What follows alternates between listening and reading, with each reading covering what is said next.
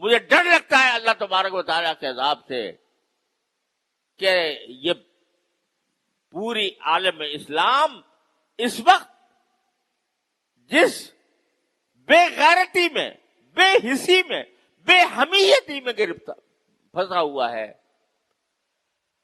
کہیں اللہ تعالیٰ کو ناراض کر کے یہ پورے عالم اسلام کے لیے تباہی کا پیش خیمہ نہ ہو۔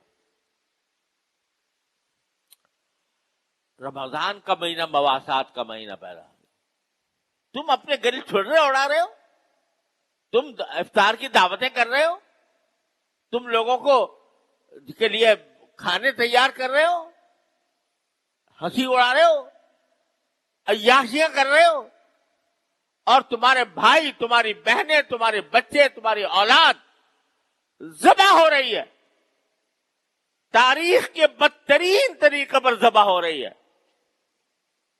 30,000 سے زیادہ بچے، عورتیں، مرد بے گناہ شہید کیے جا چکے ہیں۔ تمہارے کانوں پر جوں نہیں رنگتی اور کہتے ہو ہم رمضان منا رہے ہیں، ہم رمضان کا استقبال کر رہے ہیں۔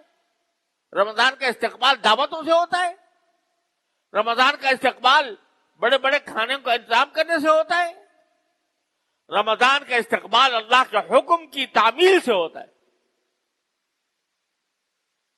کیا کیا تم نے اس رمضان کے اندر اپنے فلسطینی بھائیوں بہنوں کے لیے؟ کسی نے، ہر شخص اپنے منہ میں ڈال، اپنے گریبان میں منہ ڈال کر سوچے کیا کیا اس نے؟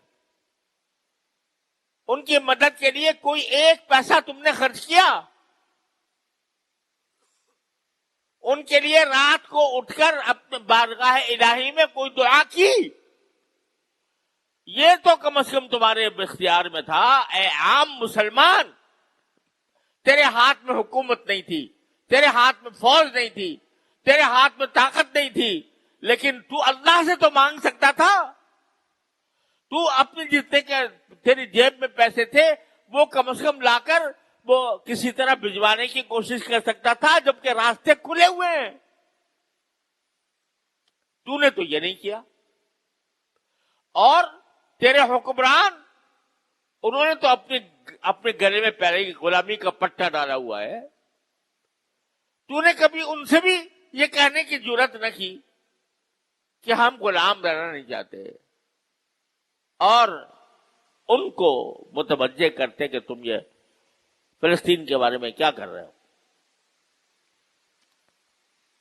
تو یہ بس یہ مزے اڑا لینا کہ بھئی رمضان کا مہینہ ہے، اس میں رحمتیں آ رہی ہیں، اس میں مغفرتیں آ رہی ہیں، اس میں افطار کرانے کا ثواب مل رہا ہے، اس میں فلاں فلاں کاموں کا ثواب مل رہا ہے۔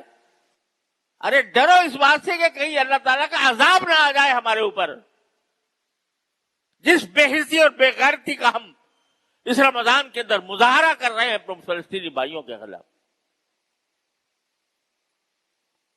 تو میرے بھائیوں، حکمرانوں کا جو کام تھا وہ اپنی سیاستوں میں، اپنی کرسیوں میں، اپنے مسائل میں، وہ ان کا سارا سوچ فکر کا محور وہ اپنی سیاست ہے۔ ان کو پتہ نہیں، پتہ ہونے کے باوجود جوں نہیں رینگ رہی ان کے اوپر۔ تو آخر عوام ہی ہوتے تھے جو اپنی حکومتوں کو آمادہ کرتے ہیں، عوام ہی کھڑے ہوتے ہیں، اپنی حکومتوں سے مطالبہ کرتے ہیں کہ بھئی تم یہ کام کیوں نہیں کرتے؟ ذرا مہنگائی ہو جائے تو لوگ سڑکوں پہ آ جاتے ہیں، احتجاج کرتے ہیں، نعرے لگاتے ہیں، اور اتنا بڑا ظلم ہو رہا ہے۔ مسجد اقصی پکار رہی ہے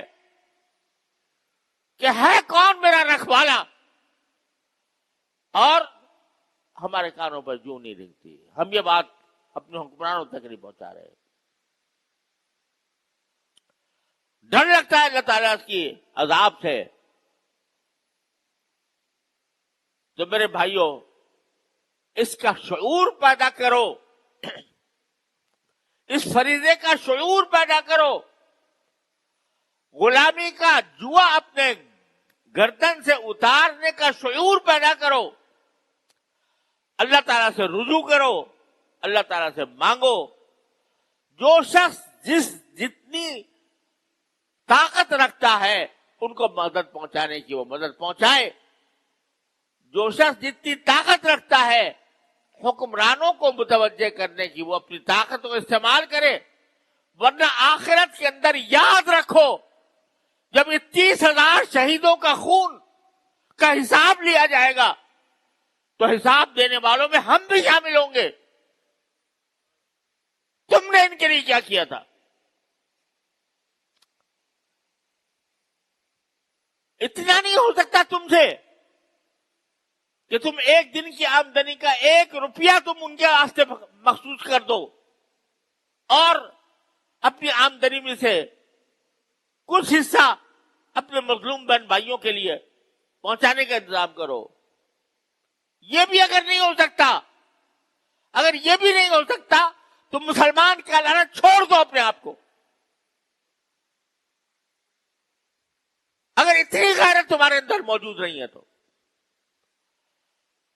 یہ اللہ تبارک و تعالیٰ کے کرم کا مہینہ ہے. اگر اب تک غلطی کوتاہی ہوئی ہے معافی مانگے، توبہ کرے اللہ تبارک و تعالیٰ کی بارگاہ میں اور آئندہ کے لیے عزم کرے ان باتوں کا جو میں کہہ رہا ہوں. اللہ تعالیٰ اپنے فضل و کرم سے رحمت سے ہم سب کو صحیح فہم عطا فرمائے اور اس کے مطابق صحیح طریقے کے مطابق عمل کی توفیق عطا فرمائے. وآخر دعوانا